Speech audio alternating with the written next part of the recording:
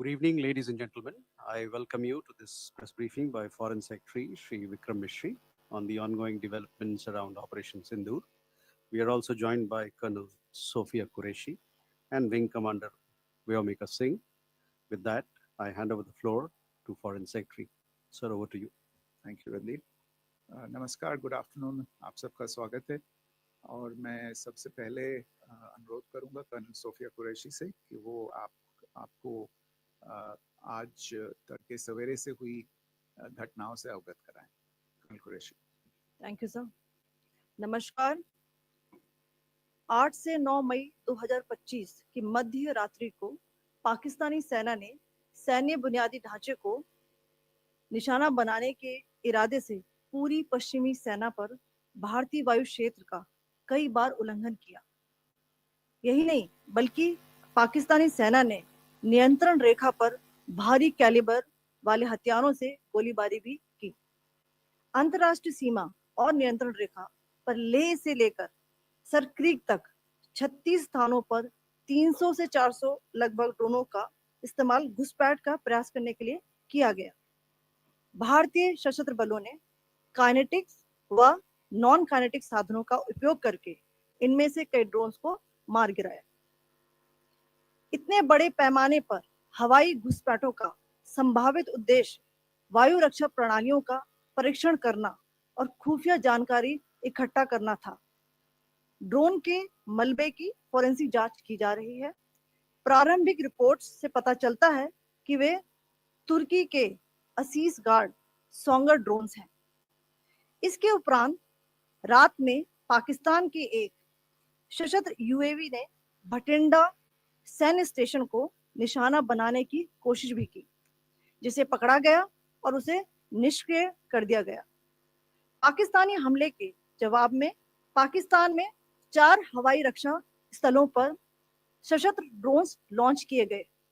इनमें से एक ड्रोन एडी रडार को नष्ट करने में सक्षम रहा। पाकिस्तान ने जम्मू कश्मीर के तंगधार, उरी, पुंछ, मेंढर, राजौरी, अखनूर और उधमपुर में भारी कैलिबर आर्टिलरी गन और सशस्त्र ड्रोन्स का उपयोग करके नियंत्रण रेखा के पार गोलीबारी भी की, जिसके परिणाम स्वरूप भारतीय सेना के कुछ जवान हताहत हुए और घायल हुए। भारतीय जवाबी कार्रवाई में पाकिस्तानी सेना को भी बड़ा नुकसान पहुंचाया गया। इसके अलावा पाकिस्तान का गैर जिम्मेदाराना व्यवहार फिर से सामने आया। 7 मई 2025 को रात 8:30 बजे एक असफल अकारण ड्रोन और मिसाइल हमला करने के बावजूद पाकिस्तान ने अपना नागरिक हवाई क्षेत्र बंद नहीं किया।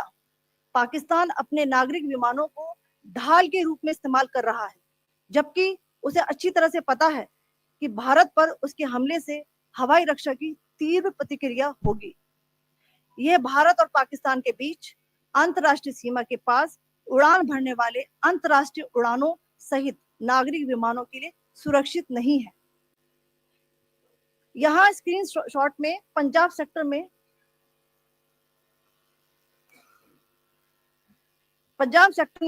हाई एयर डिफेंस अलर्ट स्थिति के दौरान एप्लीकेशन फ्लाइट रडार 24 का डेटा दिखाया गया है। जैसा कि आप देख रहे हैं, यहाँ पर भारतीय पक्ष का हवाई क्षेत्र घोषित बंद के कारण नागरिक हवाई यातायात से पूरी तरह से रहित है। कराची और लाहौर के बीच के हवाई अड्डे मार्ग पर नागरिक एयरलाइंस उड़ान भर रही है। हाई अलर्ट किया गया है विमान फ्लाइनेस एविएशन का एयरबस 320, जैसा कि आप यहाँ देख रहे हैं, जो कि शाम को 5:50 दमम से शुरू हुआ और रात को 9:10 लाहौर में उतरा। ये सारा डिटेल्स आप यहाँ देख रहे हैं, ये डिटेल्स यहाँ लिखा हुआ है। Can you see this?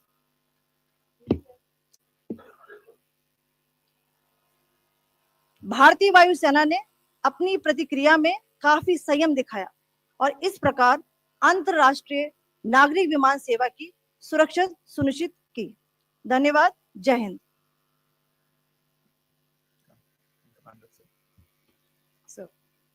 Good afternoon to you all. On the intervening night of 8-9 May 2025, Pakistan military carried out multiple violations of Indian airspace along the entire western border with an intent to target military infrastructure. Pakistan military also resorted to firing of heavy caliber weapons along the line of control. Along the international border and line of control, drone intrusions were attempted from Leh to Sir Creek at 36 locations with approximately 300 to 400 drones. Indian Armed Forces brought down a number of these drones using kinetic and non-kinetic means. The possible purpose of these large-scale aerial intrusions were to test the AD systems and gather intelligence. Forensic examination of the drone debris is being undertaken. Preliminary reports suggest them to be of Aziz Guard Songa drone of Turkey. Later in the night, an armed UAV of Pakistan attempted to target Bhatinda military station, which was detected and neutralized. In response to the Pakistani attack, armed drones were launched at 4 air defense sites in Pakistan. One of the drones was able to destroy an AD radar. Pakistan also carried out artillery shelling across the line of control using heavy caliber artillery guns and armed drones at Tangdhar, Uri, Poonch, Mendhar, Rajouri, Akhnur, and Udhampur in Jammu and Kashmir area, which resulted in some losses and injuries to Indian Army personnel. Pakistan Army also suffered major losses in Indian retaliatory fire. Additionally, Pakistan's irresponsible behavior again came to fore. Pakistan did not close its civil airspace despite it launching a failed unprovoked drone and missile attack on 7th May at 8:30 hours in the evening. Pakistan is using civil airliners as a shield, knowing fully well that its attack on India would elicit a swift air defense response. This is not safe for the unsuspecting civil airliners, including the international flights, which were flying near IB between India and Pakistan. The screenshot we just showed and we shall share with you, it shows the data of the application Flight Radar 24 during a high air defense alert situation in the Punjab sector. As you have seen, the airspace on the Indian side is absolutely devoid of civil air traffic due to our declared closure. However, there are civil airlines flying the air route between Karachi and Lahore. Amongst the other civil aircraft that you can see, we have highlighted an aircraft which is Airbus 320 of Flynas Aviation, which was originated from Dammam at 1750 hours and landed later at Lahore at 2110 hours in the night. Indian Air Force demonstrated considerable restraint in its response, thus ensuring safety of international civil carrier.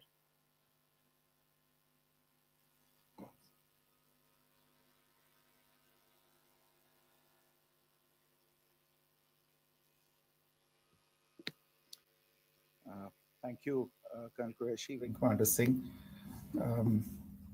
I have just a few points to share in addition.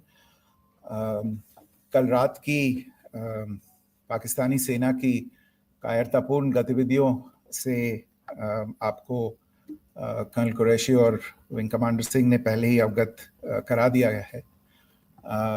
These provocative and escalatory actions that were taken by Pakistan last night were targeted at Indian cities and civilian infrastructure, in addition to some military targets. The Indian Armed Forces responded proportionately, adequately, and responsibly. ये जो हमले हुए कल रात को भारतीय सैन्य इकाइयों ने पर्याप्त रूप से और एक जिम्मेदाराना रुख अपनाते हुए इन हरकतों का उत्तर दिया.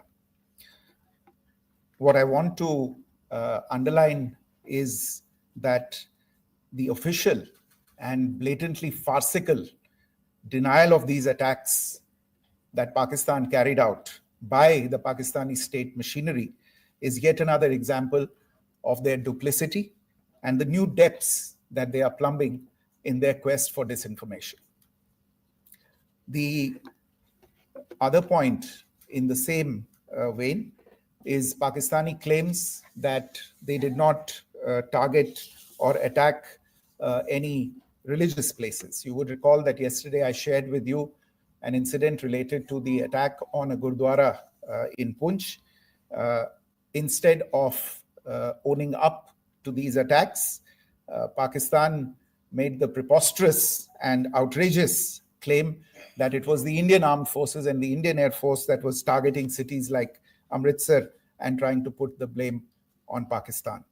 This is nothing but a desperate attempt by Pakistan to disown its acts of aggression, but it is also true to type in its effort to deceive and mislead the world. It will not succeed. The Gurdwara in Punch in particular was attacked by Pakistan, and some local members of the Sikh community, including the Ragi of the Gurdwara, lost their lives in this incident, as I shared yesterday. TV पर आप इस हमले के चित्र देख सकते हैं. In addition, that we would attack our own cities is the kind of deranged fantasy that only the Pakistani state can come up with. Perhaps they do it because they are well versed in such action, as their history would show. The last point I wanted to make this evening is again this disinformation that is coming from Pakistan about India targeting the Nankana Sahib Gurdwara through a drone attack. This is again yet another blatant lie and part of Pakistan's disinformation campaign. As we saw in the Pahalgam attack, Pakistan is again trying desperately to impart a communal hue to the situation with an intention to create discord. Again, we are not surprised. India's steadfast unity in itself is a challenge to Pakistan. Let me stop there. I have time only for a few questions and be happy to try and answer them. First, I call Siddharth. Siddharth, please. Hi, sir. I'm Siddharth from Beyond. So this is Siddharth, behind, please. The other Siddharth. yes. Hi, sir. I'm Siddharth from CNN News 18. Sir, I only want to know from you the status of Kartarpur corridor. Is it open or not? If you can. I think you're all aware of the situation along the entire India-Pakistan border and the areas around the line of control. In view of the existing security scenario, the services of the Kartarpur Sahib corridor have been suspended till further directions. We'll update you as and when there is a change in the situation. We have a question here. Rishabh.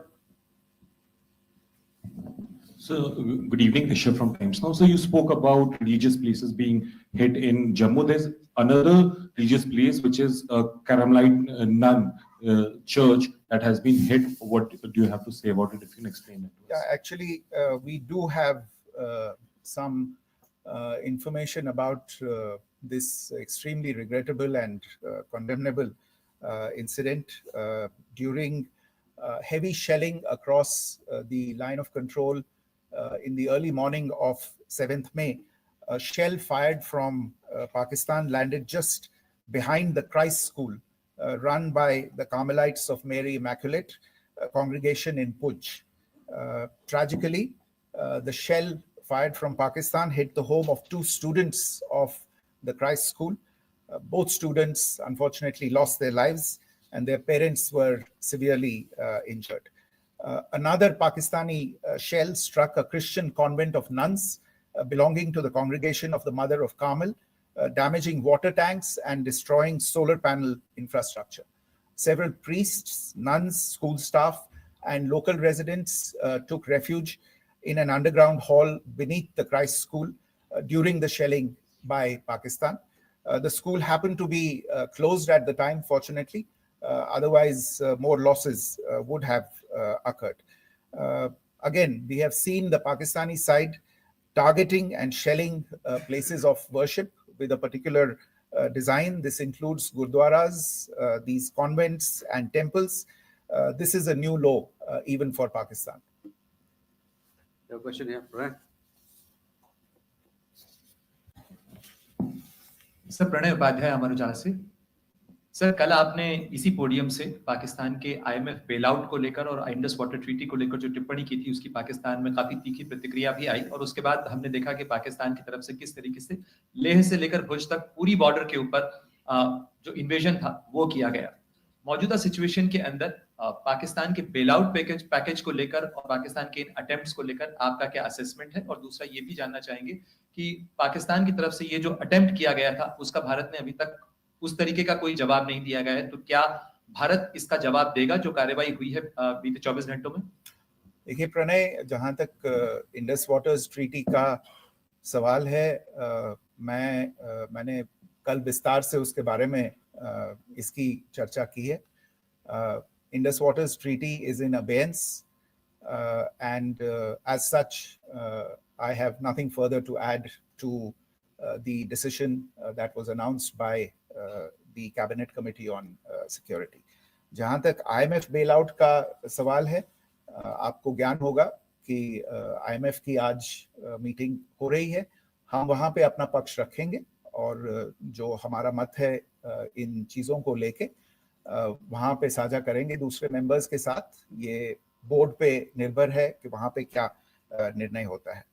और जहाँ तक जो कार्रवाई हुई है उसका जवाब देने का जो आपने जो प्रश्न उठाया है, जो आज ब्रीफिंग हुई है, जो आपको सूचना मिली है, मैंने भी कहा है कि जो आज सवेरे तड़के सवेरे जो गतिविधियां हुई, भारत ने उनका एक जिम्मेदाराना पूर्ण तरीके से और एक पर्याप्त तरीके से उसका जवाब दे दिया है।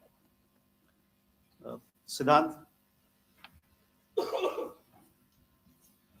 Hi, sir. Siddhant from WION. Sir, the External Affairs Minister has spoken to many of his counterparts around the world. Yesterday, he spoke to the U.S. Secretary of State, Marco Rubio. So, what were the key areas of conversations during that call?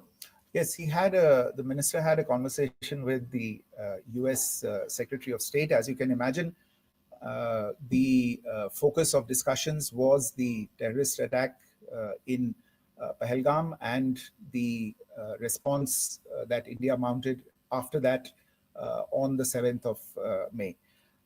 The Secretary of State shared his thoughts on these developments with the minister. The minister deeply appreciated the US's commitment to work with India in the fight against terrorism. And he also underlined the targeted measures that India had taken in connection with Op Sindoor. The minister also underlined that India would firmly counter any attempts at escalation from there. But in follow-up to that, as you are aware, there have been a number of other conversations. The minister had a conversation with the UK Foreign Secretary, David Lammy, today. There too, the discussion centered around countering terrorism, for which there must be zero tolerance. And I understand just a short while ago, the External Affairs Minister has also spoken to the Foreign Minister of Norway, Espen Barth Eide, which was also focused on recent developments stemming from the terrorist act in Pahalgam. One last question, Sudhi. Sir, Foreign Secretary, thank you for doing this. Shudhi Ranjan from Bloomberg. Foreign Secretary, India had struck Bahawalpur the other day, which is also connected with the murder of one of us, journalist Daniel Pearl. If you could give us an understanding of what exactly are the reports that you're getting. Well, you're right.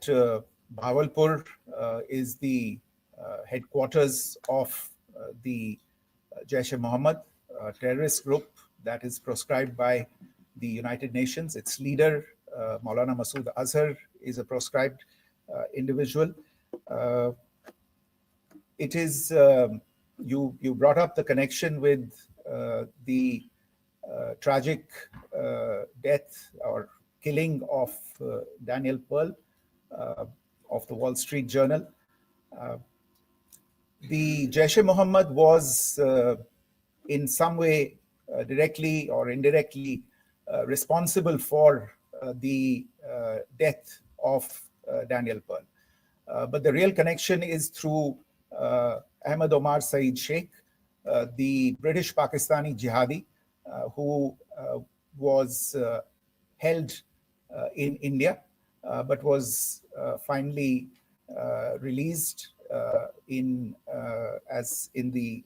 2000, and he was the person who lured Daniel Pearl to his eventually leading to his murder.